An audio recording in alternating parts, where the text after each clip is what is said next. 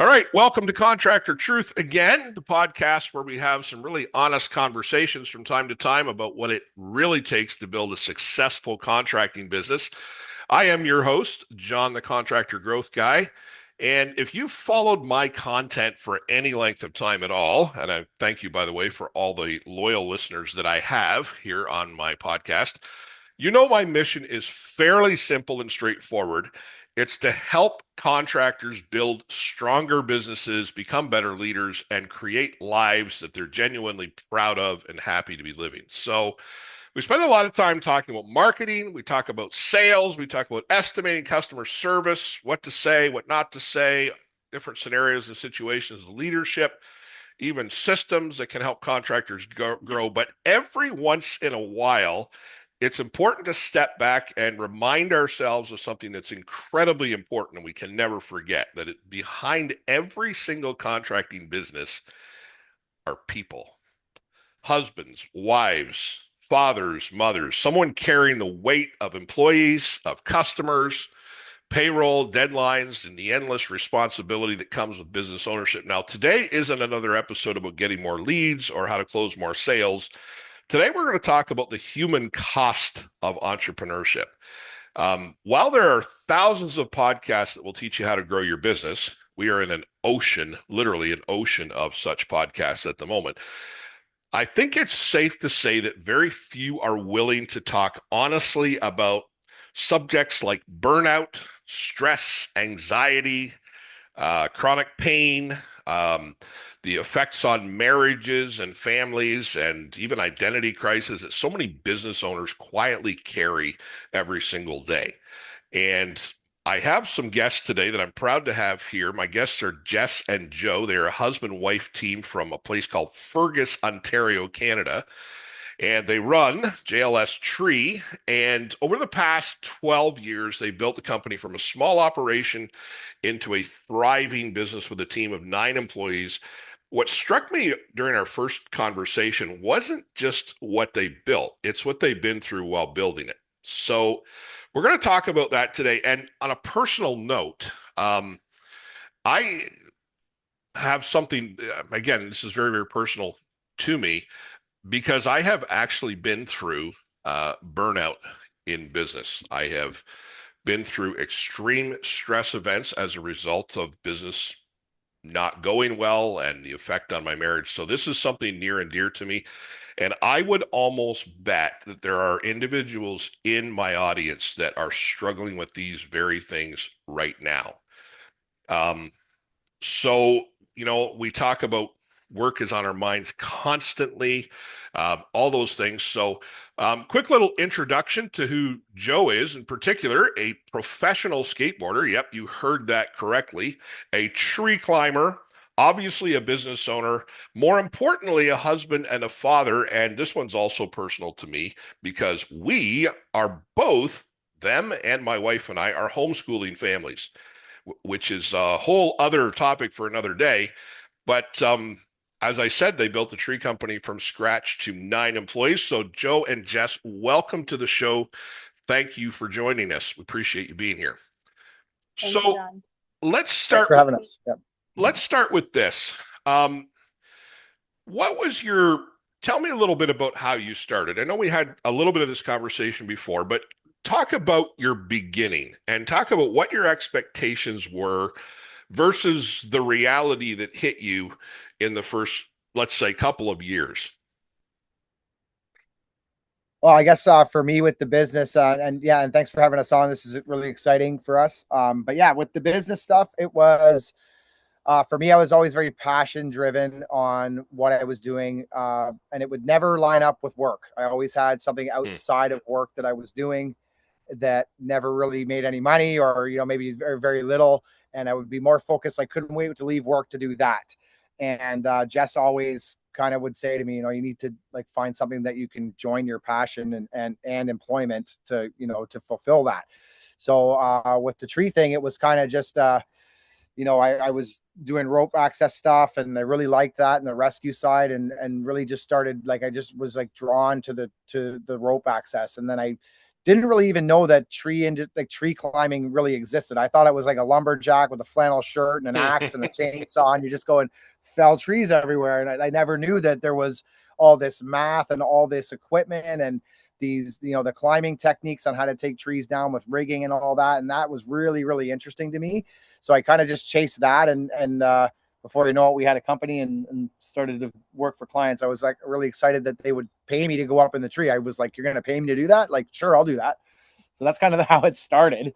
I don't know if you have anything to input there with. Isn't that really such a great feeling though, honestly, when you just like, I can honestly say I'm in the same boat here, and I really feel sorry for the people who don't get to ever enjoy that in life. The welding of your passion, and like you're like, I can't believe people pay me to do this, you know? Yeah. Yeah, for sure.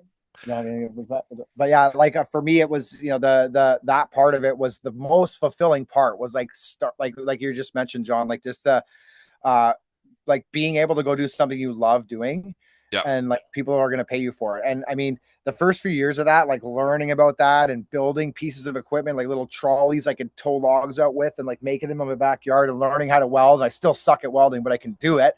And like making stuff, like that was the most fulfilling those few years, like learning. It was like my own university program, like you just learn from it. Well, and that's so much of self-employment, right? Is you're teaching yourself on the go, on the fly, and that's so many of my listeners will identify with that. I know they do, because we become jack of all trades in some areas. Just what were the first couple of years like for you? Were you just happy to see Joe settling down and actually doing something that was both his passion and earning money at the same time, or was there more to it than that? What was your role, I guess? Well, it was an interesting time in our relationship in general. So I was really happy to see Joe follow his passion and really start to do something he enjoyed. It was great to see him come home and be his own boss, because he never did well working under the guise of anyone else. So that was great to see that happiness come out of him. And in the beginning of that, we started the business the year after we got married. So right around the first year, the first year we had our first son. So that was a big learning curve, and it was scary, because it was like, okay, here we are. Do I stay off work? Do we have a baby? How are we going to support ourselves? Is this business going to be enough? We're in a basement apartment. We were, in a basement apartment, and literally giving every cent we had to the business. And we were really grateful for the opportunity we had to be able to do that. But it was a really, it was a trying time for sure. It was. And that truck, that would be a good thing to mention, is the truck. Yeah, I remember the one winter, I think maybe our first son was about 2 years old, and Joe wanted to get this new truck. It was $3,500. It was a 1990, a new truck, but it was a 1990. Yes, not a new truck. And this was what year was this? Like, we're talking 2013 or 15, 16 would have been. Yeah. Okay, so you could have run that truck in antique vehicle shows, 100%. right? It was going to the scrapyard. That's what the guy was doing with it. He was going to send it to the scrapyard. And we were going to buy it for $3,500, and it was the winter, so in tree work, there's not much work in the winter for you. It's cash flow's low. So we literally scraped everything we had, put $3,500. And then he charged us tax. I tried to give him cash. We were like, oh no, there's tax. Yeah, and it was like $39.50, and we had like $4,100 in our name. Yeah. Wow.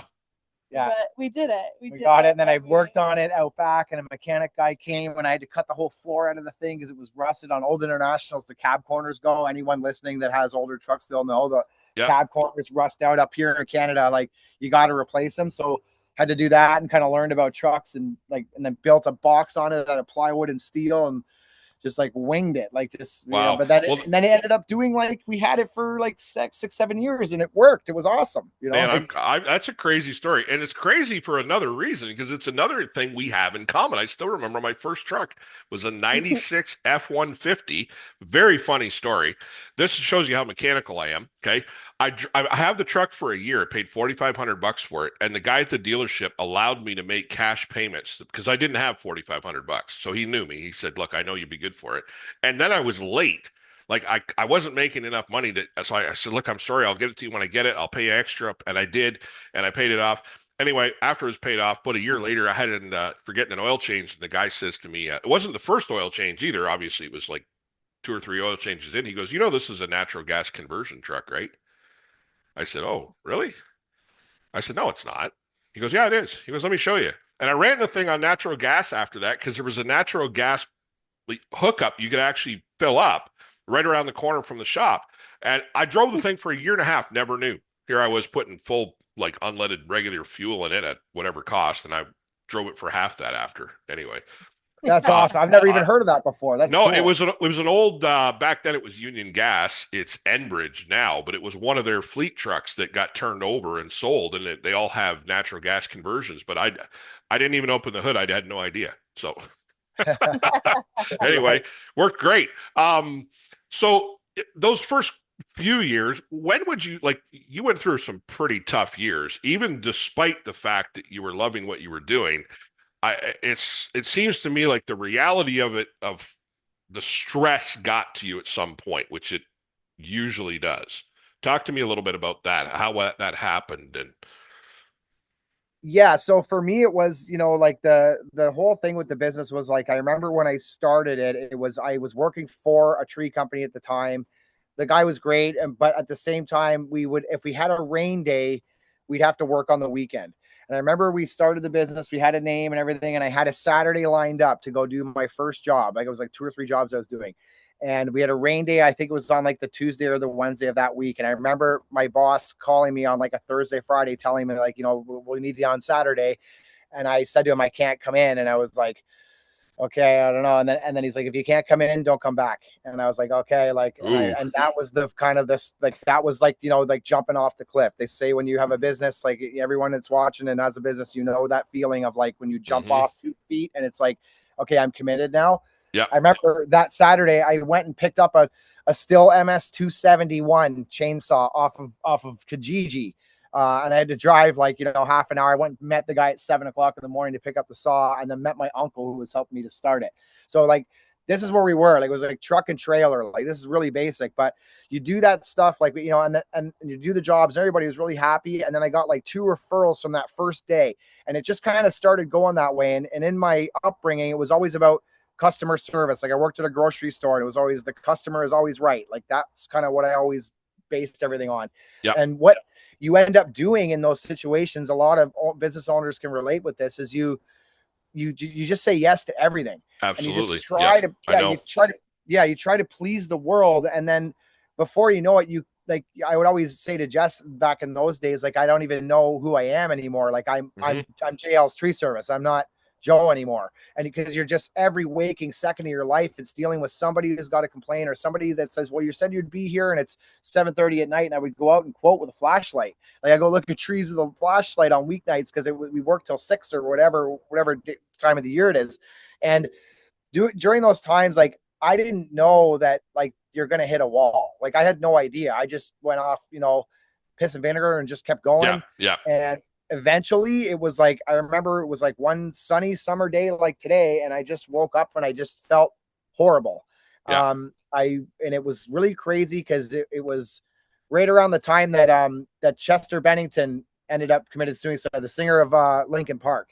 Yeah. And I don't know what it was, but I just like heard about that. And I like that. I really like that band. And I was just like, wow, like that dude would do that to himself. And then just heavy, yeah, I just expected like that was like an allowance for me to feel like that. And then I just like kind of went into this thing with that. And I was dealing with a bit of back pain and whatever, just from working. And then, a few months go by, you go see therapists, you go do things you never thought you'd have to do. And I was just so sad all the time. And like sobbing, putting my kids to bed, like my boy, we had our second boy by then. So they were little, like, like 6 months old and 2 years old. And you're singing to them at night when they go to bed, and you're kind of like sobbing a bit because you're just so unhappy, and you don't know why you feel this way. And I think for me, it was, it ended up being about a 1.5 2 year cycle of like just hoping and praying I wasn't going to feel like that in the morning, like that. And it was depression. And I think it was caused from anxiety, and the anxiety comes from like just never being enough and never being able to satisfy everybody. And then I read a lot, and I talked to my wife was super helpful for that. And it just really helped me. Like I just learned that you have to learn to say no, and you have to walls, And that's such a critical thing. And when you're new, and I well recall this, and I talk to people about this quite often, there's almost that sense of desperation that if I say no, it, the whole door of my business swings on this little hinge if I don't say yes, right? And there's this 100%. intensity. Yeah, no, I get it. And that depression anxiety thing, I know exactly that feeling. Now, thankfully, in my case, and it sounds like in your case too, it was episodic. It was driven by um, circumstances in your life, but sometimes it's not that explicable either, right? I wonder, let me ask you about sleep because I'm a big believer in sleep. And business owners, contractors, we don't get enough sleep because we think about stuff late at night. Our minds are, we're up early.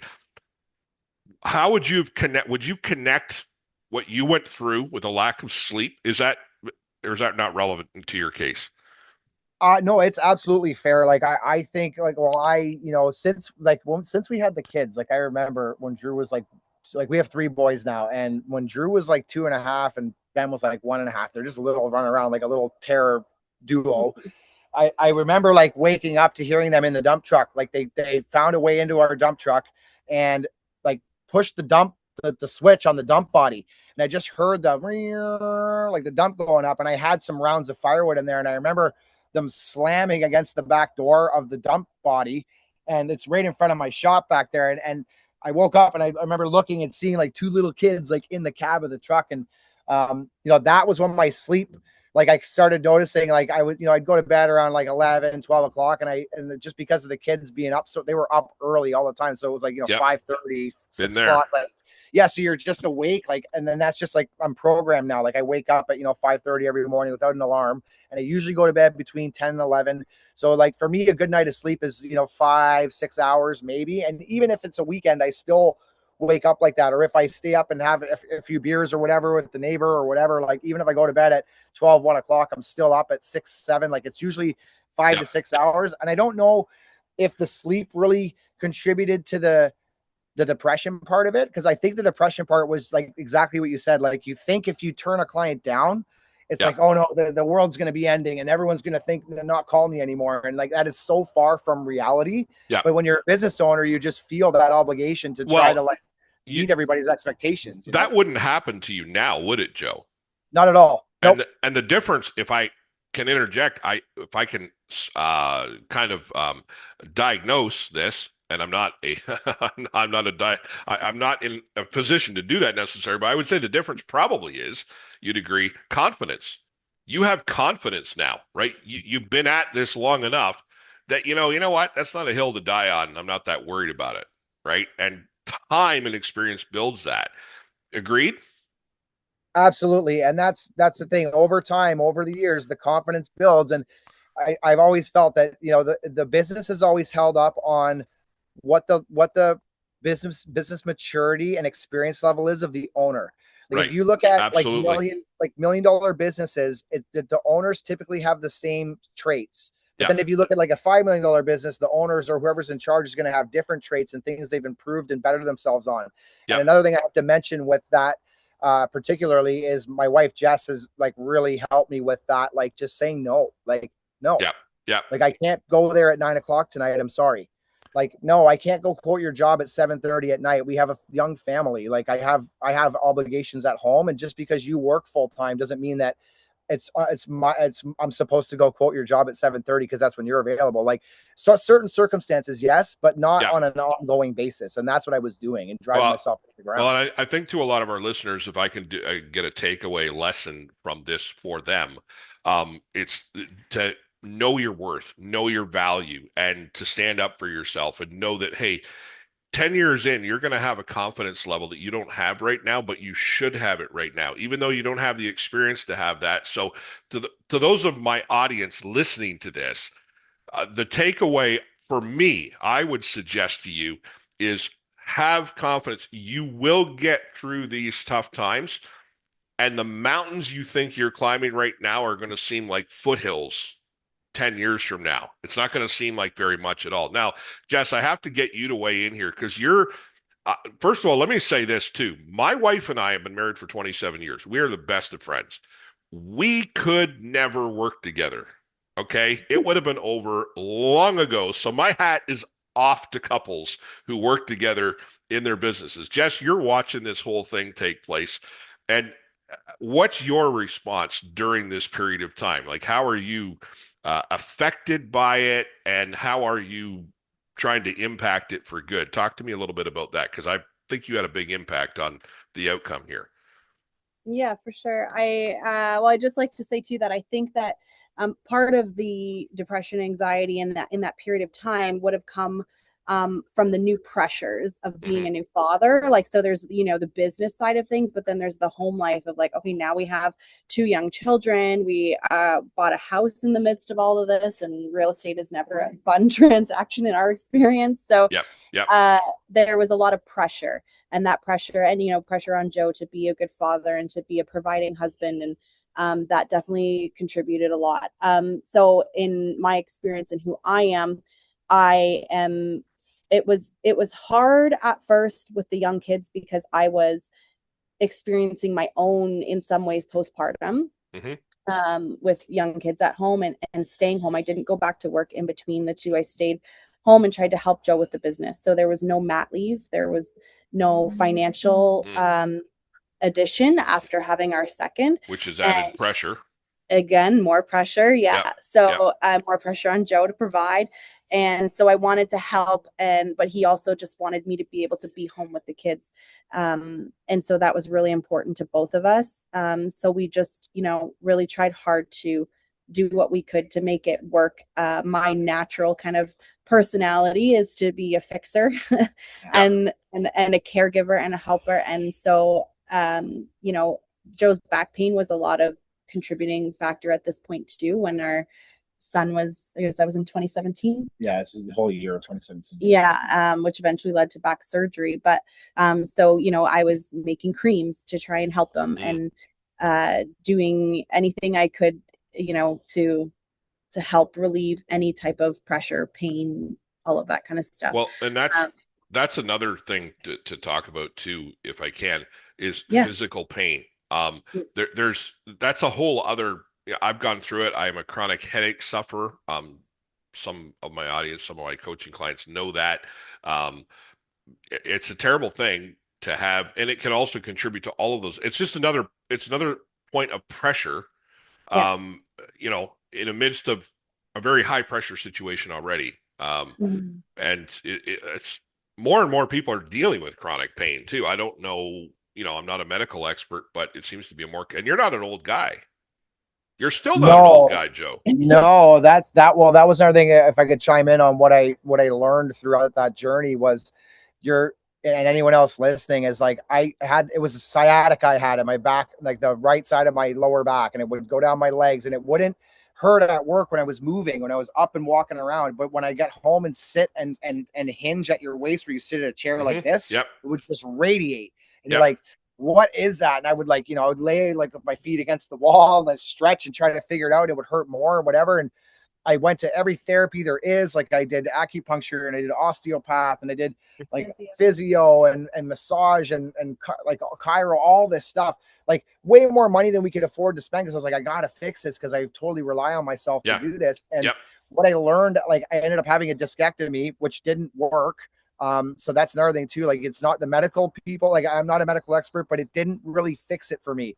What I think fixed it was more like the mental side. And what I Yep. learned about that with reading books and listening to podcasts and things was your body's way of, like, the last resort your body has to tell you that, hey, you need to change some stuff, is pain. Yeah. And it can be anywhere for anybody, but for me, I think it was my body's way of being like, hey, you need to slow down. And it wasn't like even the physical part. I think it was just the carrying of the mental responsibility of trying to satisfy and please every single person. Yep. And that was what was just wearing. And when I let go of that, it opens it opens its whole new world when you get that confidence and you just are able to say no and believe in yourself and feel that that's actually the right answer. Well, you may have answered this with that statement right there, but I'll ask you anyway. If you could go back to yourself now and have a conversation with yourself back then, knowing what you know now, and you could only give one piece of advice, what would that piece of advice be? Because there are people listening right now who are in the spot you were in back 7, 8, 9 years ago. Yep, 100%. And it would be just believe in yourself, know your worth, like you said earlier, and have the confidence in your decision making. And it's okay to say no. It's not going to tank your business. You're not going to lose all your clients. What it's actually probably going to do is it's going to save you time, and you're not going to be wasting it with people who are never going to hire you in the first place. Like the amount of times that's happened, it still happens now, but not near as often. And you kind of can read it before it happens. I had it happen last week. It's going to be it's a necessary evil. It'll never go away. Well, all you can do is reduce it and control your time more, and be confident in that. Well, because that's the answer for sure. Well, you brought up something there too, and I'm gonna highlight a point here because, and this is not in the script or in the plan, but I'm gonna just bring this up because you mentioned something I think a lot of us deal with. I think, you tell me, I won't spend a lot of time on this, but I think people are meaner, nastier, and angrier than they have ever been. And I think the general public feels the right to take it out on people who are earning a living doing things like we do in contractor world, because there can be keyboard warriors, right? They don't have to say it to your face even, right? And Yep. it's a nasty world, and we deal with that all the time, and we can't fight back. Yep, you're handcuffed. It's not a fair fight, right? So Yep. we're dealing with that. But again, I would say, I think, you tell me what you think, but I think it goes to the confidence thing again. When you're new, you fear that, right? Like I remember situations 2 years in, like it would ruin my month. And like 10 years later, be like, get out of here, loser. Like just, like you just don't care. You don't care anymore. You go, that's a person I never want to ever hear from, that kind of a person ever again. And you can't wait to shut it down. And 5 minutes later, you forgot about it, right? Yes. Which is 100%. a much healthier approach. Oh, absolutely. And one thing to think about too, like the listeners here, is, everybody's dealing with this now and we're all just used to it. But 5 years ago, even 5 years ago, like where was Amazon? Yeah. Where was all this convenience? So what's happened over with the internet and AI and all this new stuff is all the convenience has been brought to everybody. Like if you want to watch a movie, you used to have to go to Blockbuster and rent a movie. Right? No, right. Like I drive by where it was, and it's like I remember doing that. Like you just go to Netflix, you go on to any like Prime, anything you want to watch, it's there. The convenience is there. So what's happened is all the clients in our business, at least, and we have a tremendous amount of great clients. And I'm not saying by any means anyone in particular or whatever, but just in general, in the service-based world, the convenience of the clients has become so much easier. They can go on their computer, and in 10 minutes, they can have 5 contractors come into their house this week. Yeah, it doesn't matter what it's about. Yeah, and that's why qualifying is important. And they just expect for you to show up there. And like another thing to chime in on with is like we do charge for assessments. Yeah, and we give that. We don't charge. We're not doing it to make money. We're doing it to hold accountable, like for people to be accountable. Yeah. Because you're on your world and our world, it hasn't changed. You still got to go to their house. You got to get in the truck. You got to drive with crazy fuel, drive there, spend your time with them, talk to them about what they need, drive home, spend your time writing up an estimate, sending it to them. You're basically bringing the restaurant to their front door and asking if they want anything off this menu. And if they're like, no, I'm not going to hire you. And to me, it's like, it's such an unfair service, right? So tell me something about that. Does that work well? Like, are people generally willing to pay that? I mean, I think it would be a qualifying factor. If they're not, well, then they're not a good client for us. And I'll tell you why. I had a day this week. I had 5 my free discovery calls. If someone's interested in coaching, I give them half an hour discovery call. I had 5 set up in one day, like back to back to back to back. 4 of them didn't show up. I had 4 hours of my time booked that other people who have been pushed off 2 weeks would have taken, but none of them canceled. They just didn't show up. So I'm contemplating charging $50. I'll give it back to you when the call's done. Like, even if you don't do anything with me, I'll give it back to you. But I want you to show up because that's what you committed to. So tell me, how does that work for you? Well, how much do you charge, first of all? Is it So for us, Flat it's rate just or- like, yeah, it's so we give them the option too for us. Like we're trying to work with technology and make it be as convenient, as easy as we can for our clients. So it's either an anytime to show up. So like, you know, because we work in within an hour radius of us. So like sometimes we're in one city, sometimes we're in another city or whatever. So it's an anytime, so we can show up whenever, or and not meet with anybody. But if they're home, which seems to be everybody seems to be home every day all the time now. Yeah. But yeah, that's true, eh? Yeah, and then the other one would be photos and videos, like because a lot of times too, we're up front with them. We're saying if you can send us a photo and video like of the tree, show us the access, we can give you a pretty good price range right off the hop, just to see if we're even in the same ballpark. Yeah. And then thirdly, it's the meet with an ISA certified arborist, and it's basically an assessment or a consultation, and that's a $50 fee up front. So they pay that, and then we schedule a date and go and see them. And then if they hire us, we take it off the bill. We're not trying to.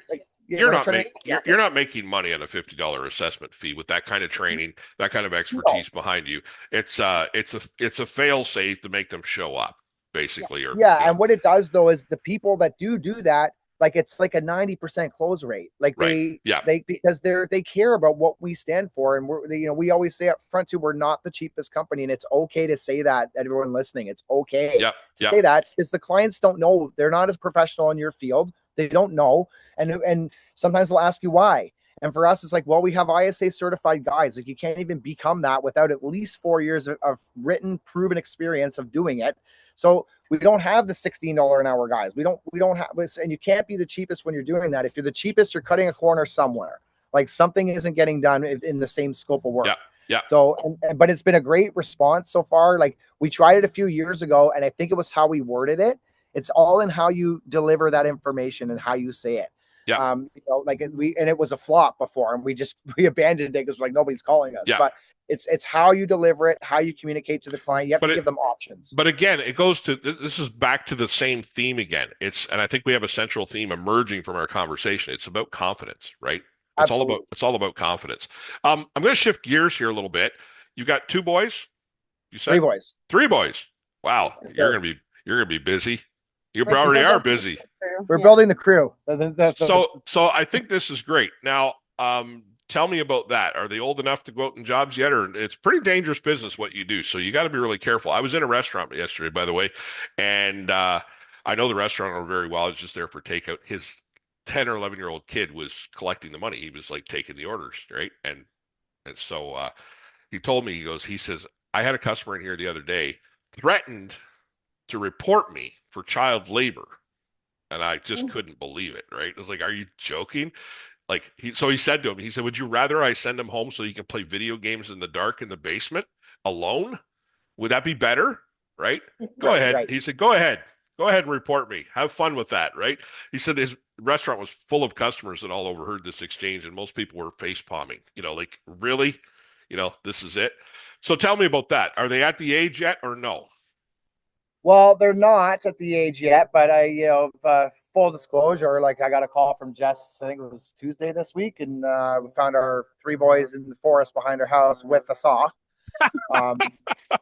But they had their saw pants on and their helmets and all the safety gear. Now, so like it's kind of like they know, but yeah. Isn't that great? Isn't that fantastic? Oh my goodness, I'm so glad to hear that. They have worked when we're like working in our neighborhood and stuff with so they understand it. They know. Yeah, we brought them out on like neighbor jobs, and they drag. Yeah, we don't typically take them to like a regular. I have one time. Yeah, I took them once, and it was in the spring, and it was a Friday night. They called me it was like a 4:30 call, and it was a storm, like a tree breaking and about to fall. And for those of you watching, we have a specific truck that I can do trees remotely, where I can reach from about 100 feet away and cut the tree down. So I'm not climbing or nothing crazy. Yeah. But I brought my 10-year-old. Yeah. But that is the plan, to take them with you. That's the idea, right? Yeah. 100%. Yeah, because they want to. Every day they want to go. Like they'd go to work with me every day right now if they could. Man, listeners, let me tell you something. Whatever you do, get your kids working as early as possible. My wife and I have 4 kids. None of them are afraid of hard work. We have an 8-year-old, and even she's not afraid of hard work. And it's example and it's habit. I'm telling you, you build it into them. Your kids are sitting at home watching TV, eating bonbons, and playing video games. They're gonna grow up to be lazy. That's the that's the most likely possibility. You take them to work, and they're gonna learn how to work. I always joke with people that my kids like to work hard because they had a hard working mama. And I don't want to take any credit for it because I've always been the salesman and that, but they've seen hard work in both of us and they're going to see it in you guys. And I'll tell you, that is going to, what's the old saying? Idle hands are the devil's playground. You know, keep your kids Mhm. busy. And boy, it's going to save them a lot down the road. I think that's fantastic. Yeah, this is a fascinating thing to talk about is that the family aspect of business. What do you guys do? Let's lighten it up a little bit. Do you guys have any time for fun? Like, do you actually step away from work and like, what do? You own a boat? Like, have you gotten to the point where you've like, are you like at the cottage every weekend? Like, how successful have you been in the last 9 years? Are you there yet, or is it like, you're starting to look on Realtor for that cottage, or looking on, Marketplace for that boat?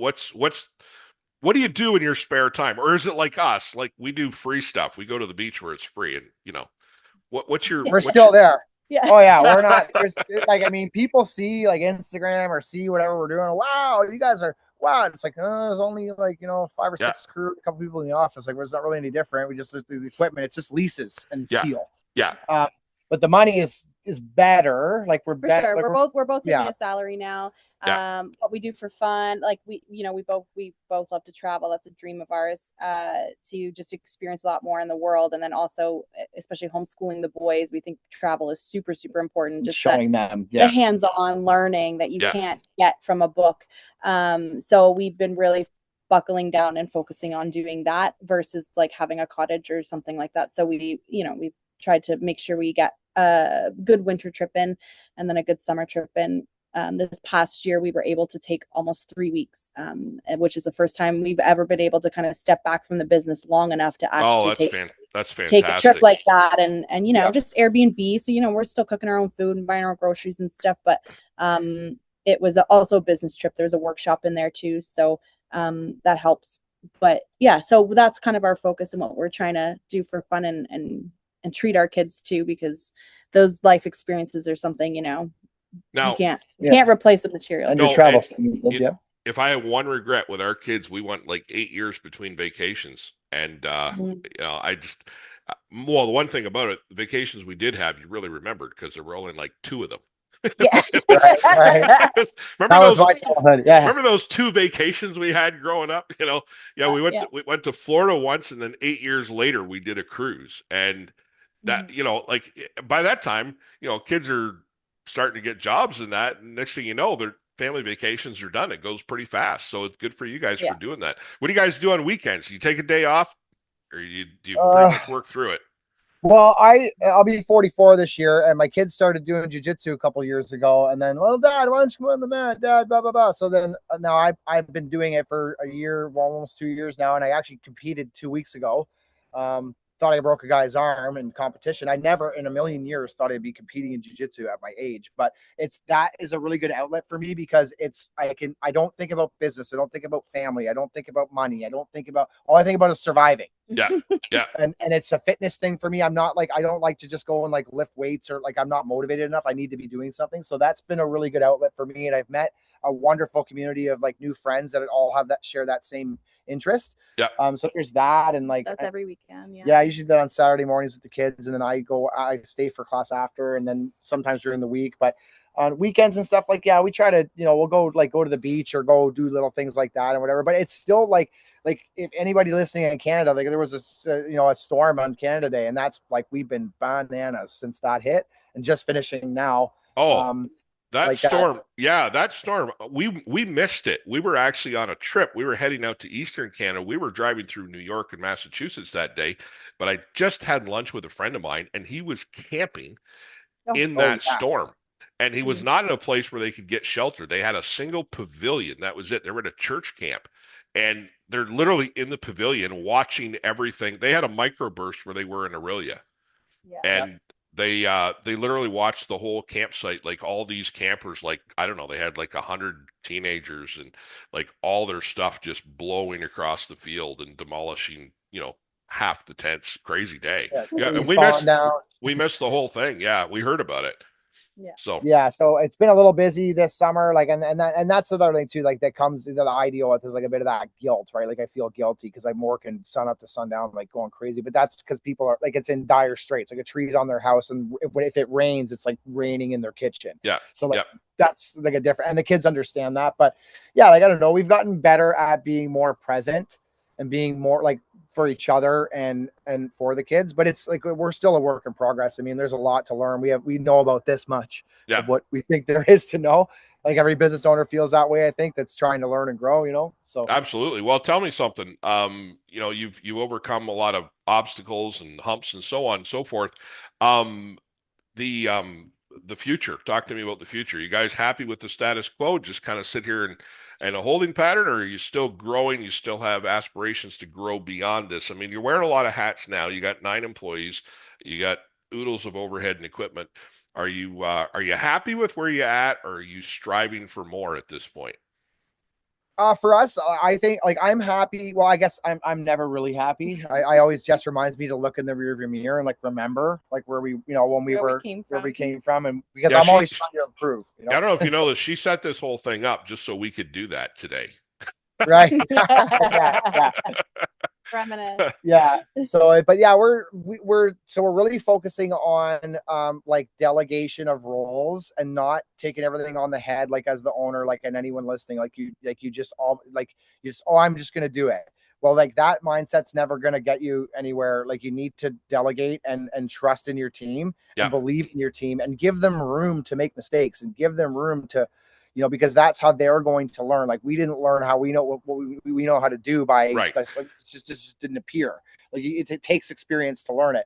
So we're focused on trying to build a bit bigger of a team and build more sales. And we do want to grow a bit more and to slowly phase ourselves out to Right. where we're Yeah. not needed as much, more so just on like when there's problems kind of. Yeah. Yeah. And that's Jess has been doing a great job with that, with we're doing monthly meetings and team meetings and all these things that we never used to do before, because I'm just way too unorganized for that. She's the one Yeah. that solves all those problems. Yeah. So Yeah. that's what I think. We're just trying to grow and become a better company for our team, because our team's like our family. Like we want to be able to pay them as much as we can.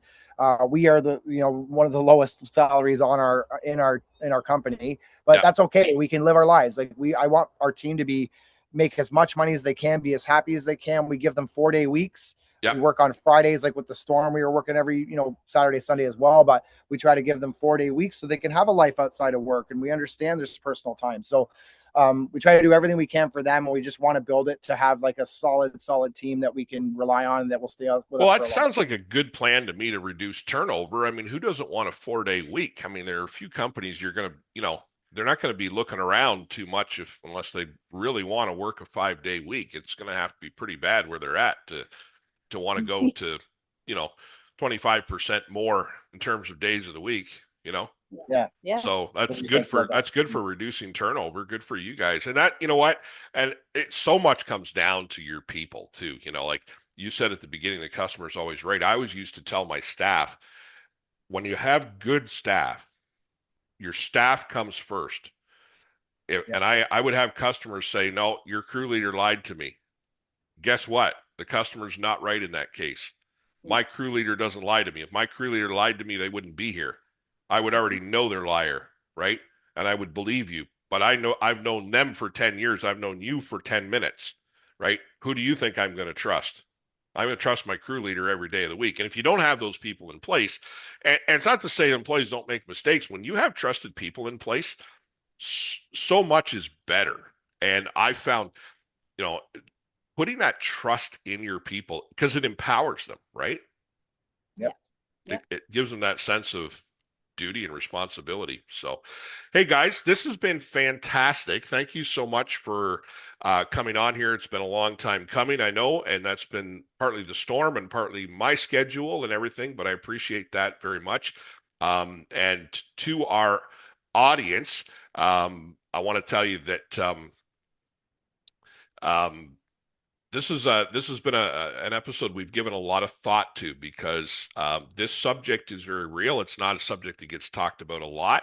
This is a stressful world that we live in of self-employment and contracting in general, and it has some scary moments to it, and a lot of stress and often anxiety and depression built in. So it's a real thing. But here's the point: you're not alone, and you've just listened to people who have told it very, very clearly that you can get through it. Just continue. Just stay the course. Be persistent. I always say persistence is one of the most valuable attributes that any person can have. And it will get better. It always gets better. So if you're in those trenches right now and you're struggling listening to this, keep going. Nothing will get better by you throwing in the towel and quitting. Keep plugging, keep going, stay in the trenches. It's going to get better. And we're just talking to Joe and Jessica here. They don't want to buy a cottage. I'm sure they could, but I jest, obviously, guys. But the reality of it is, it will get better, and it always does get better if you continue to put in the hard work and have the confidence that it's going to. And it'll be fantastic. Anyway, that wraps it up for the show today. And thanks, Joe and Jess, for coming on the show. And thanks to my audience again for listening. It means so much that you give us this time every single week to listen. We appreciate it very much. And we will talk to you next time. Over and out.